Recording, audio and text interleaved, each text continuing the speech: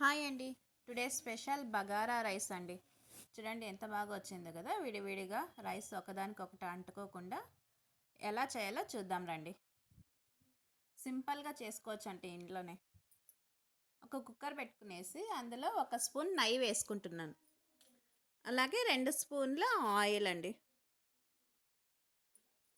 వేడైన తర్వాత 2 బిర్యానీ ఆకు వేసుకుందాం అండి.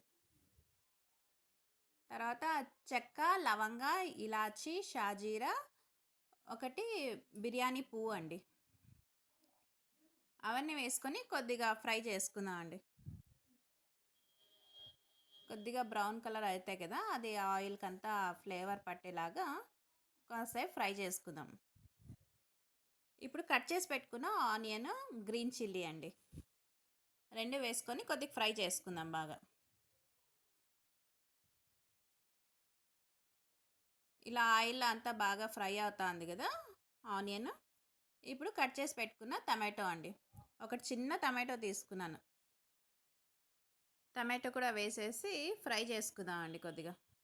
టమాటో కొంచెం మగ్గిన తర్వాత కొన్ని క్యాష్యూస్ అండి, ఒక 10 తీసుకున్నాను.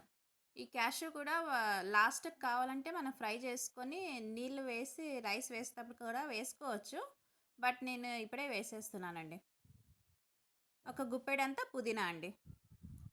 పుదీనా వేసుకొని ఇదంతా కొద్దిగా బాగా బ్రౌన్ కలర్ వచ్చేదాకా ఫ్రై చేసుకుందాం. చూడండి ఇలాంతా ఫ్రై అయింది కదా. ఇప్పుడు అల్లం వెల్లుల్లి పేస్ట్ అండి, ఒక 2 స్పూన్ అల్లం వెల్లుల్లి పేస్ట్.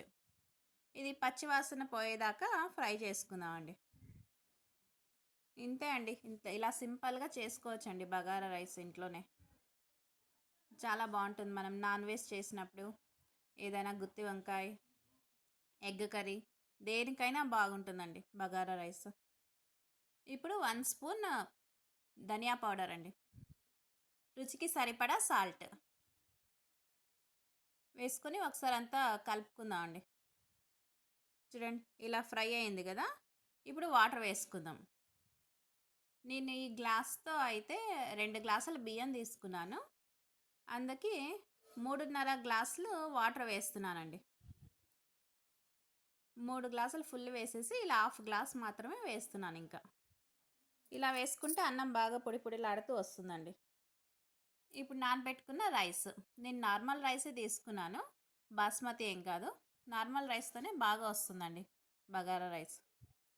ఇప్పుడు కుక్కర్ పెట్టేసి 2 విజిల్ వేసుకుందామండి. చూద్దాం అండి, 2 విజిల్ అయిపోయింది. చూడండి రైస్ అయితే బాగా రెడీ అయిపోయింది. చూడండి బాగా వచ్చింది కదా. విడివిడిగా రైస్ ఎక్కడ అంటుకోకుండా ఒకదానికొకటి. మనకు ఆయిల్ నెయ్యి కూడా ఎక్కువ లేదండి. అది ఎక్కువ ఉంటే కూడా మనకు తినడానికి అవ్వదు. ఇలా సింపుల్గా కొంచెం నూనె, కొంచెం ఆయిల్ వేసుకొని చేసుకుంటే చాలా బాగుంటుందండి. ఇప్పుడు ఒక సర్వింగ్ ప్లేట్లో తీసుకుంటున్నాను. చూడండి రైస్ అంతా బాగా పర్ఫెక్ట్గా ఉడికింది, అలాగే పొడి పొడిలాడుతూ కూడా ఉందండి.